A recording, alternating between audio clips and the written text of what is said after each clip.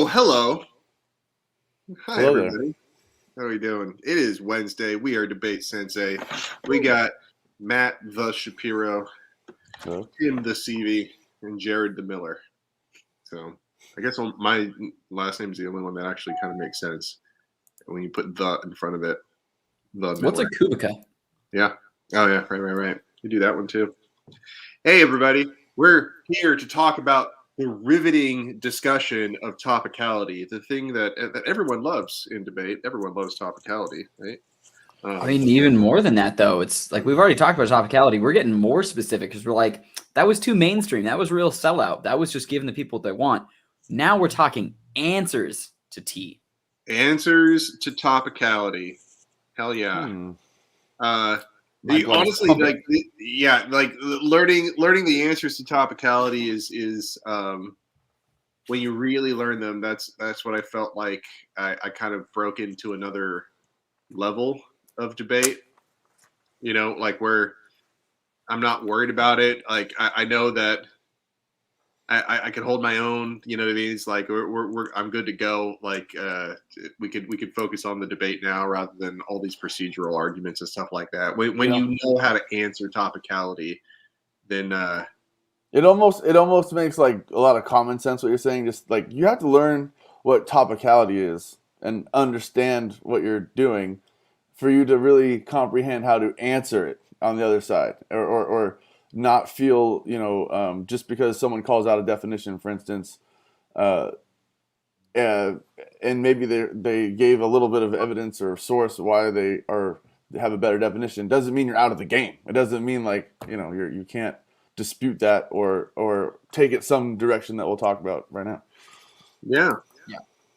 So you've got your topicality we've laid out. We've talked about that in the past. There are a couple different types. You got your classic definitional topicality, you got extra topicality, and effects topicality. For the sake of tonight, maybe we just talk about straightforward, someone disagrees with the way that you define a term. Like that's a pretty frequently brought up version of topicality. What is your first favorite attack? So you're walking down a dark alley, suddenly a giant T jumps out at you and says, I don't like the way that you decided or that you defined militarily engage. You did something silly, and I'm, so now you are facing a silver bullet a priori argument staring you straight in the face. Right. Well, I guess the first question is it complete? You know what I mean? Is what like, complete? Did they touch on all of the points that they need to touch upon? So, like, okay. You wouldn't believe how many people just skip over a counter definition. Yeah. I mean, and I don't want to hijack this from the answers, but can we go through really quick, Jared? Like, what is a topicality, and Tim, like, really briefly, what are the differences between the three kinds? What's needed? Well, okay, so I'll get it started. Every debate is supposed to start with a topic of some sort. It looks like I'm lagging, but I'm not getting. You're good. Audio's good. A resolution. Yeah, so you get a topic, right? And so you usually don't have the choice on what it is, or you're only allowed to choose from a number of select topics or something like that. And what topicality is the argument from the negative, right? That the affirmative is not debating the topic that was given. Now, this is sometimes very, very nuanced. Okay, so like one of my favorite ones was. You should reform the jury system in the United States, right? That's the topic, and then the affirmative comes up and says, "Yeah, we think that jury nullification is good." Jury nullification means that a jury can actually decide that somebody's guilty, but we don't want to punish them. That's what nullification is, right? It's kind of like, yeah, they're guilty, but we're not gonna convict them. You know what I mean? So, like, as opposed to like having to convict them of a lesser crime or not convicting them of anything or something. Yeah. Right. And so the negative can come back. It's kind of like, okay, jury nullification isn't a reform of the jury system. That's just like like a philosophy that a juror could have when they're on a jury, right? You're not changing any rules, you're not changing the process or the system of jury selection or anything like that. You're saying essentially, I mean, just don't let me put words in your mouth, but you're saying, reform means changing what's already there, and you're talking about doing something completely new.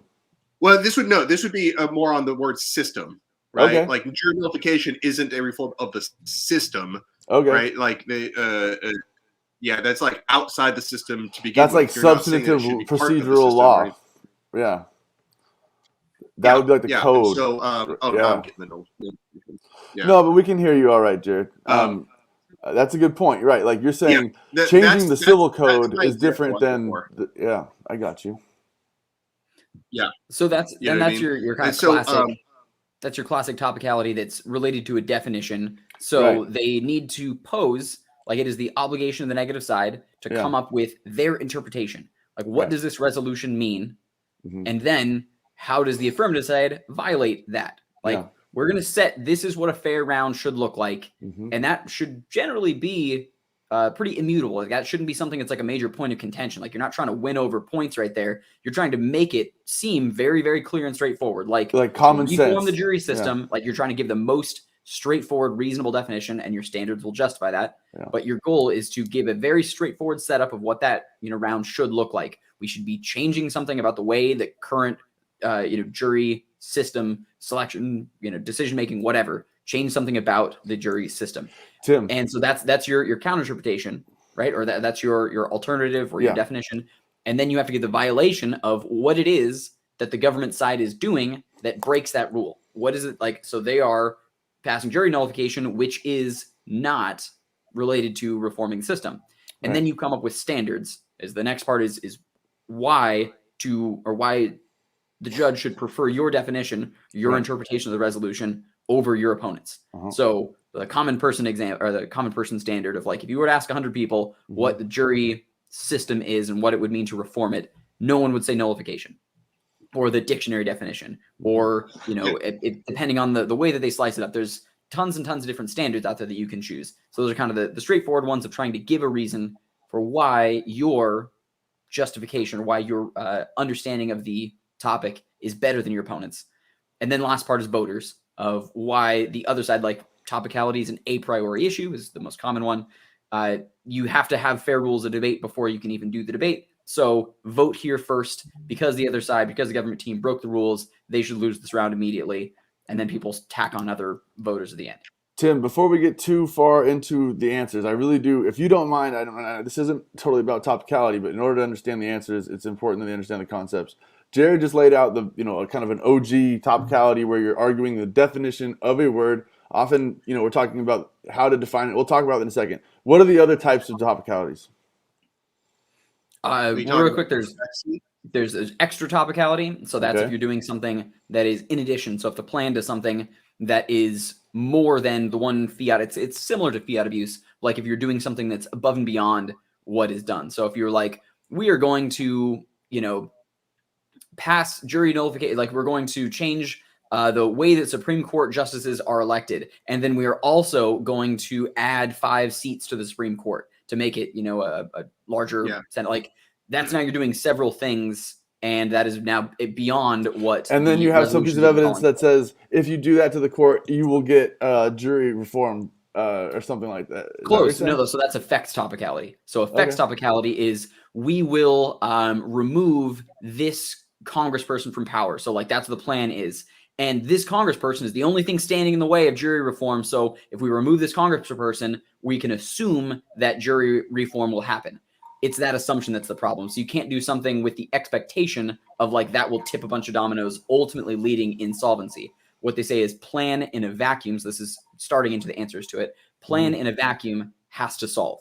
So it can't be like the plan plus some extra stuff gets you to solving the topic. The plan itself needs to be topical. Okay. So I always double check and make sure, like some of the simple things, like if somebody doesn't offer a counter definition, one of the things you can say is kind of like there's no way of establishing like what is or is not topical based off of their argument alone, right? It's like that's not that's not the jury system. They should lose. You're like, okay, you didn't say what the jury system is. Mm-hmm. Like, it sounds like all you're doing is saying that we lose because we lose. You know what I mean? It's because you say so. You know what I mean? It's like you have to explain what it is. And so we can, the reason why that's important is because I'm looking for the response of what's known as we meet. All right. And so the we meet response is the next part of the of topicality, which is the violation. You say, because topicality is kind of like, listen, they're supposed to say this, but they don't. They say that. That's what the violation means. They say that, right? And so you're like, no, we say this. We say this. But you first have to have a counter definition. You're kind of like, all right, tell me what the counter definition is. And that's the hardest part about T. Like when you at first when you learn about topicality, you're like, oh my God, this is great. You could win the entire debate off of one argument. It's so awesome. But then you realize that language is so imperfect that coming up with a definition that like clearly delineates between what is and is not acceptable in the round is way harder than you ever realize. I think one way I think about T in general and then how to respond to them is kind of using kind of a reasonable person test. You know, how abusive is the definition you're using? Let's say you provide a definition, okay, on your 1AC, and you even say it's from some source.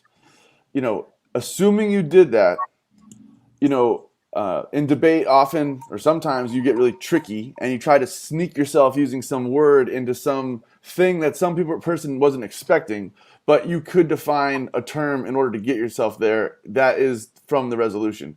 But in this example, like reform, like we define nullification to be a means of reform. Like nullification is part of the jury system, so therefore changing nullification is changing reform. Like that's where like debate. Or if they said, you know, if it said this house would reform jury systems, I'm sorry, and then you get in there and you talk about Bangladesh has some crazy rule and you know it's really bad, but you know you knew someone wouldn't, and it's not news, it's something that's gone under the radar. It would be really smart to do that, and you might win on the AF if it's a big enough, real enough problem.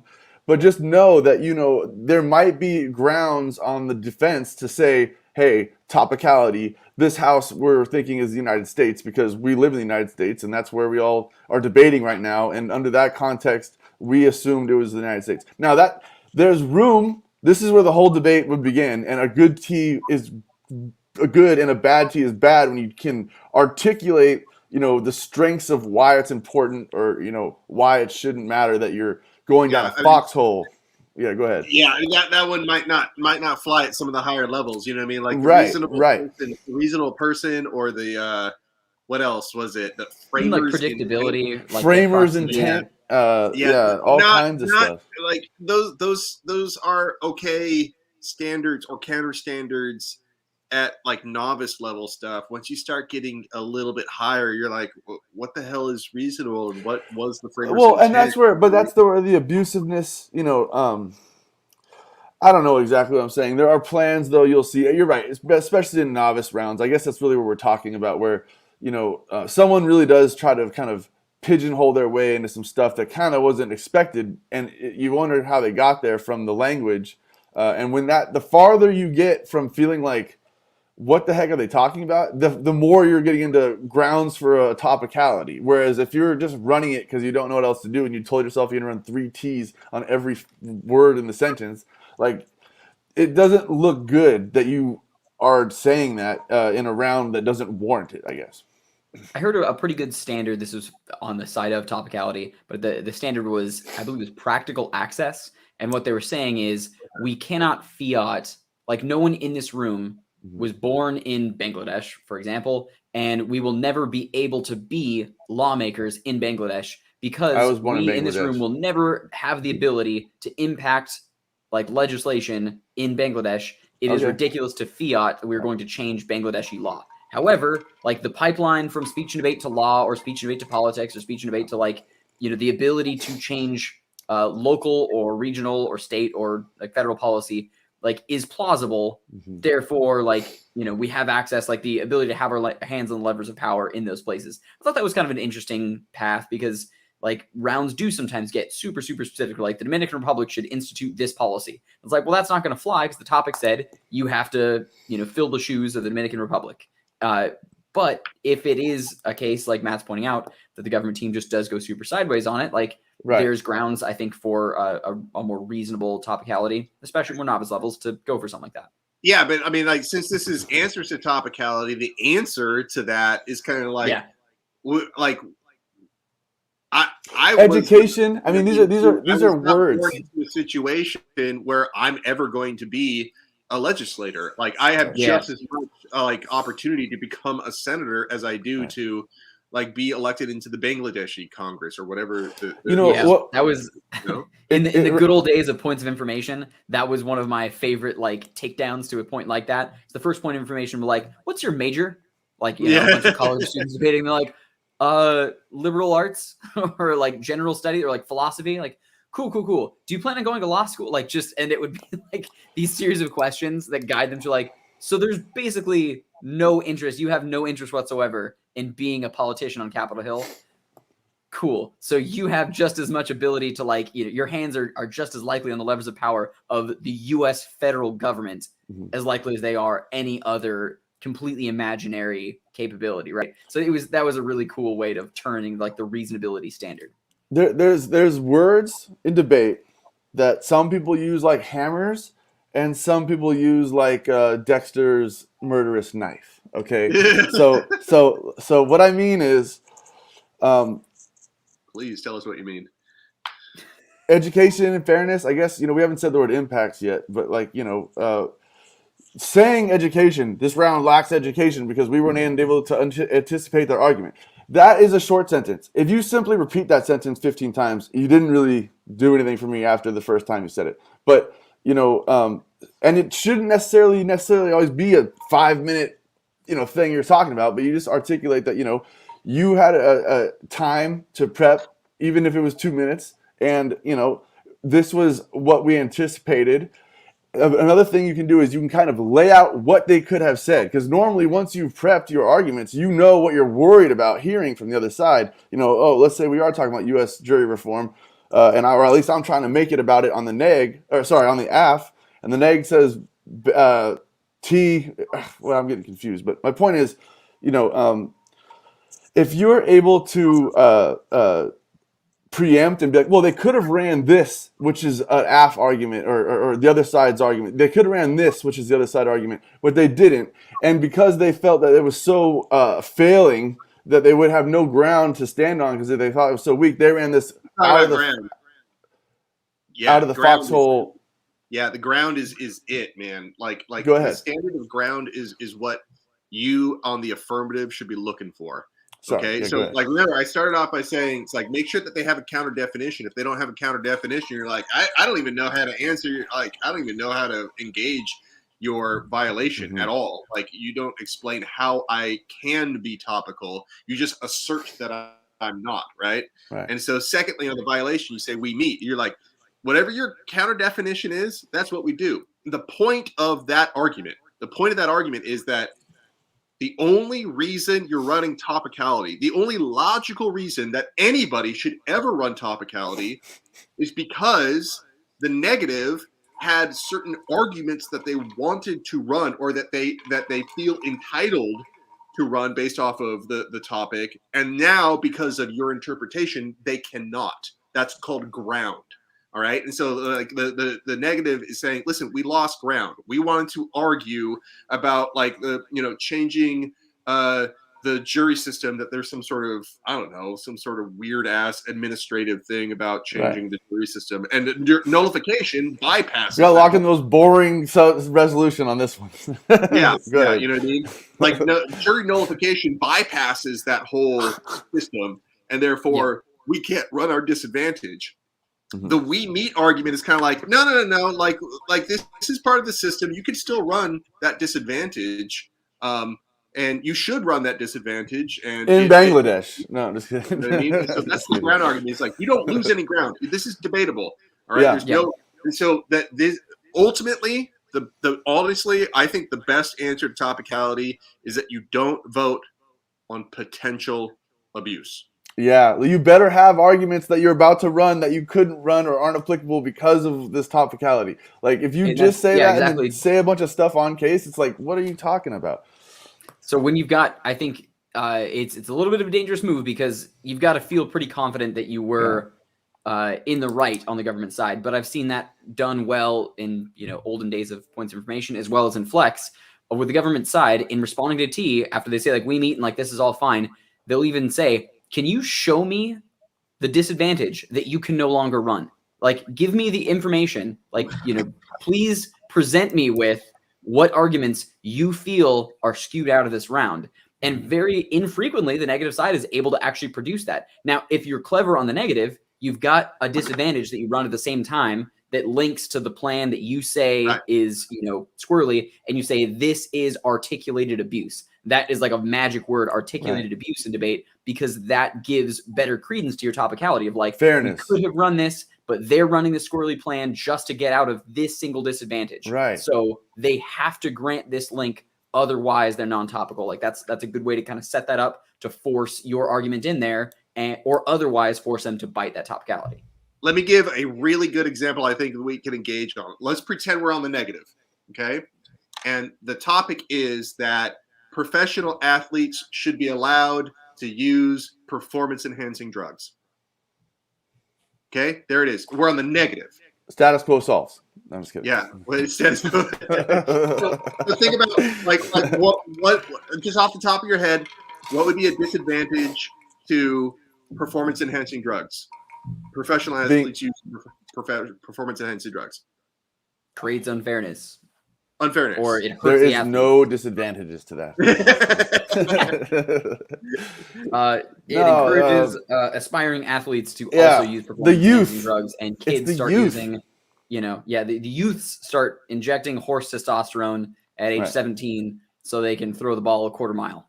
Yeah. Okay. And then they don't make it. And then, I mean, the first thing I think of is like health consequences. Is like now we're forcing people to really screw up their health just to become a professional athlete. That's just kind of messed up. And so here the affirmative comes out and says, okay, professional athletes should be allowed to use performance-enhancing drugs. We're going to say that the Olympic Committee is no longer going to test for marijuana.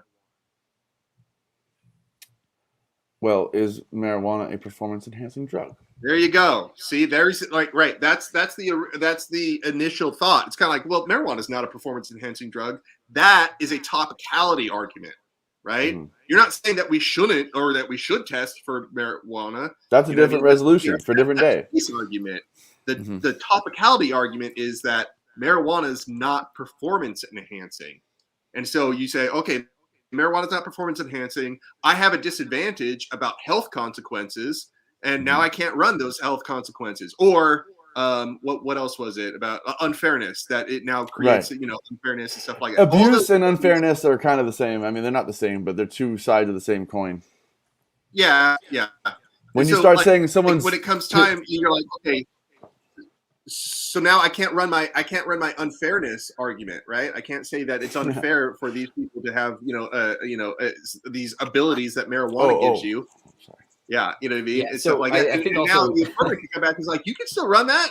Marijuana makes things appear slower. I don't know. Maybe like the hockey goalie can save more goals or something like that because they time seems to slow down for them or something. I see those types of arguments very effective, like uniquely effective on extra topicality situations. So extra topicality means usually the government team is running a plan that starts biting into negative ground. So I've seen in the past where like the government will pass some really sweeping big plan or maybe like multi-plank plan or something that does too much. And the government comes up or the negative side comes up and reads a disadvantage that is word for word, even if honestly like they're clever and the LO wrote it during the PM speech. They'll literally read a disadvantage that is identical to one of the advantages the government team read and see like this is negative ground. I was going to read this, but they ran it because they are stealing our ground. I thought that was fairly compelling as a judge. Like it can be done. I don't know about that. Because I'm like, wait. You wrote the exact same advantage during prep time? Are you really? Are you being? I don't think you're being honest. Maybe. With me. All right. So in that case, this is good advice. Tweak it a little bit. If you're gonna plagiarize, you want to spice it up a little bit. Change those adjectives. Maybe switch some tenses here and there. You'll get away with it more likely. But I found that to be an interesting way of really articulating abuse. That was like an interesting direction of like ways that the negative side can do that. But so then the government team can point out, be like, as you're saying, skepticism towards like how shady that is. A round that I have talked about on this show before, and I'm talking about it again. I think it's Build Road to Reno. My favorite topicality I ever actually ran in real life and lost. The resolution was the U.S. and Russia are growing cold. And the AF gets up there and they're like, the United States and Russia, they're building up all these, they're mobilizing these, forces and cyber attacks and everything. And it's getting bad. And I was supposed to go LO, or I was supposed to go member of op, but then I looked at my friend. It dawned on me all at once. And I was like, I want to run a T. I want to talk about something. Let me switch positions with you and he was reckless and he let me do it. And I stood up and I said, topicality. The resolution says the United States and Russia are growing cold. Cold, I define as a unit of temperature. And the world's in fact getting warmer. And I ran global warming and said, they're not growing cold, they're getting hotter. I lost because I wasn't able to articulate many of the ideas we've talked about. I should have said that I wasn't able to access several disadvantages or something like that. And instead, I ran my T and then attacked their case and lost the out round So with on Justin this Richmond. one, on that Hawks. one, like the articulated abuse is clear. The problem with that, if I was on the affirmative, remember Right. this is answering T, is kind of like you don't just get to hijack the definition. But it's funny because that one in particular does go. I mean, the context of growing cold and Russia and the United States, there is a very good argument to say that when you put those four words in a sentence, we're talking about the Cold War. Yeah. But on the flip side, it's a funny one because everyone laughed in the room because no one was seeing it. But once you see it and hear it, you go, it is about temperature, and they are not growing colder. So it's at least if you believe science in the summertime. So right. I think the takeaway advice on that is don't run a topicality on a metaphor round because the government side's going to be like, it's a damn metaphor. We get to say what we want. No, you say this is a fact round, and we're running tricot now. Okay, so I've got one more point that I really wanted to bring up. On Me too. Go, Tim. Uniquely because it pisses Jared off. Yeah. I like when the answer to T is a counter voter to say this is a time suck. I like.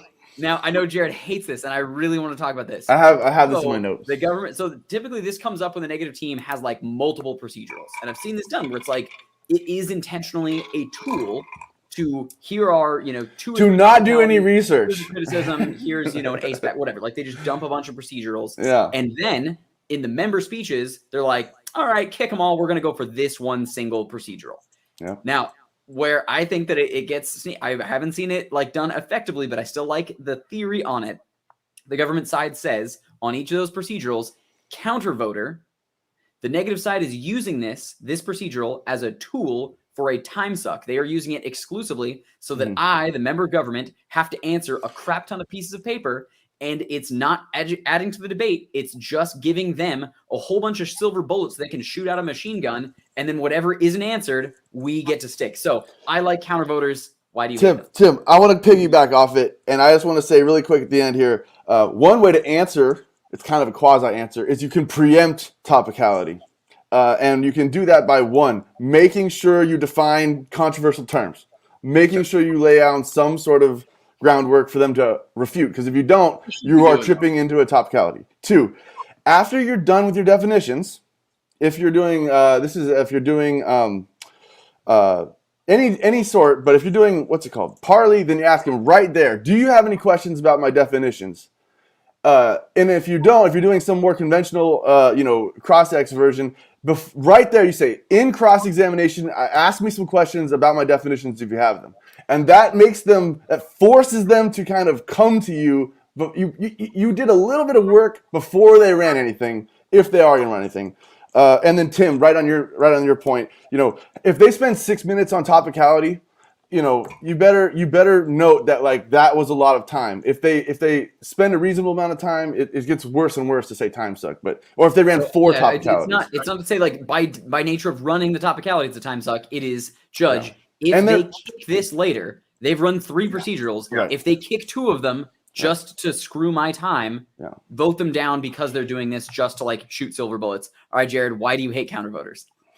Okay. Well, because they're non-unique. Like you could run disadvantages as time sucks too. Like time management is like inherent within debate, and so like saying like, oh, they're going to be smart and go for the arguments that they're winning and not the ones that they're losing seems like forcing people to debate poorly. Like you know what I mean? Like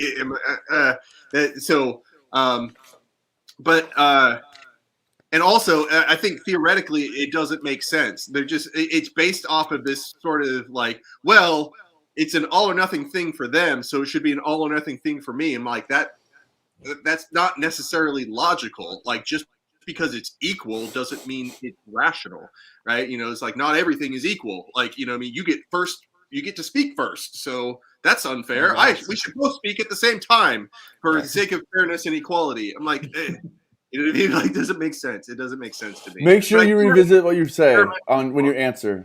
Yeah. I got an experimental response I was never able to do, and I wanted to make sure I got it in on this one. And you know how people call topicality an a priori issue, whereas like you have to evaluate whether or not they're topical first, and if they're not topical, it doesn't matter if their other arguments are good. They lose. Like my response to that is topicality is an a posteriori issue, that you can only vote on topicality after you have determined that they have been unfair in their on case. If like you have to look at the case arguments. If the negative loses all of case arguments, then you go to topicality and then you can vote on it. But you look at case first. Don't get lost in test whether or not ground was abused. When answering topicality, make sure to remember to get back onto the stuff you brought into the round and don't spend your whole time answering topicality. I guess that's another thing to say. Don't put too much, into answering T if it doesn't warrant it. And the a posteriori argument makes that possible. It actually helps that. You know what I mean? He's kind of like, listen, topicality, you can only determine whether or not we were unfair by first looking at whether or not the negative loses all of their case arguments. And if they lose all their case arguments, then you could go to topicality and say, oh, that's why they lost all their case arguments is because you're not topical. That's the only way to determine whether or not you're topical. You're not topical. Yeah.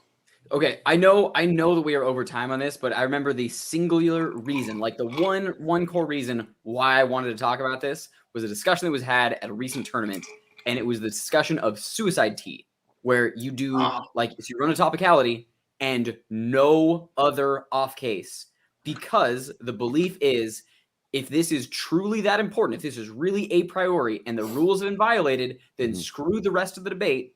This T is the only thing that matters in this round, and it is the only thing we're going to debate about for the rest of the round as the negative side.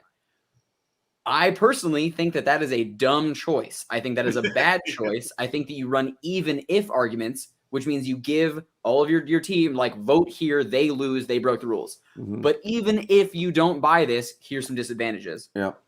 But I have heard from on high, from folks way miles better than I am, that is incorrect, and that is going to lose you every topicality. You will never win a topicality if you run even ifs.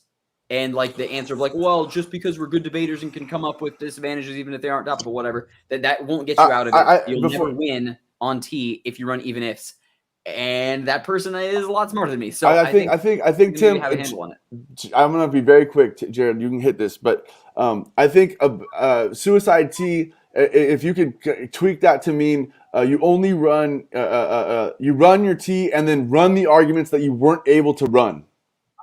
If you include that, just to articulate the abuse. Yeah, because Yes. I mean, basically, what you're saying is, I mean, think about what you're saying. Like, if what you're saying is, I prepped a T and came in here to say that they aren't definite, like that's insane. You need the debate is about the research and and some substance of some kind. So you have to have some substance and say, I wasn't able to bring in the substance. And if you include DAs or some argumentation as far as why your T matters, I don't think if that's still a suicide T, then that's what I would think is okay. But I understand him, and I would probably agree with those people that you can't just say So T and let's for do an 6 example. minutes, I know we're over time, but 10 screw it. minutes. Let's use the example of the performance enhancing drugs, right? You're like, listen, I I'm have some on them. disadvantages to like long term steroid use has really bad consequences. Here are all the bad consequences You for guys like long term popsicles? steroid use, right? And so, and then you're like, oh, here's all the health consequences. And then you're like, marijuana is not a performance enhancing drug. They're like, they come up and say, no link, marijuana doesn't cause all of these long-term health consequences. And then they try to say that that this is a performance enhancing drug. You're like, see, like the only reason that they're winning on case is because they're not talking about performance enhancing drugs. That's the only reason why they're doing it. They're If pretending it doesn't that have any effects, then it's not a it's performance a enhancing drug, drug. not a performance enhancing drug. Yeah, but like, so in the case, so that there's a decent one, but in the instance of like Bangladesh, right, where like, okay, the government side just like runs something totally obscure there. Where I'm I from. would say, I would coach one of my students to say, run that T on predictability and grounds and all that, like, levers of access, whatever, all the things that say that it should be the USFG, and then come up with ways, like, even if you have to do it on the fly, come up with some DAs that still say that changing the Bangladeshi system is bad. Now, this is where I understand it. Maybe that's contradictory of like, hey, look, we were able to make some DAs that link. And that's the argument the government says. They're like, look, they have all these disadvantages. We grant that they're links, therefore throw out the topicality. And I was taught your answer on the negative side is like, don't punish us just because we can come up with DAs on the fly. We can come up with these like obscure DAs to your obscure plan because we're good debaters. But that plan is still garbage because it should have done X, Y, and Z. Like, that's where I was. Maybe that ends up like becoming like a race to the bottom. But I was told by powers that be that are much, much better than me at all this, like, don't do that. Don't come up with DAs. Throw all of your weight into the procedural. I don't know, I'll man. reiterate just what I was saying. I mean, and what Jared I think said earlier. Like, if you give your T and then give your substantive reasons why you were screwed out of the debate, those are not T arguments. Those are now some disadvantage, some other monster that is nullified because of what they're doing. And that allows you to speak the bulk of your time on your disadvantages. And you can suicide style say, I have nothing against them because it's so unpredictable. I have no idea what's going on in Bangladesh, and there could be something better or worse, and I don't know. I mean, that could be very, very persuasive, but you can't do a T. There may be a situation where you can run T for 10 minutes. I don't know. There's some Harvard kid out there who's smarter than me who could do it, but that is highly unlikely. And like, especially for a novice, I would say get through T and show how you were screwed out of your arguments, and your arguments should be the bulk of your time. And that's very debate fundamentals. It looks like we might have to do this topic again because we Yeah. are way over time, everybody. All right. We are Matt, Tim, and Jared, DebateSensei. We'll see you next week. All right. Bye.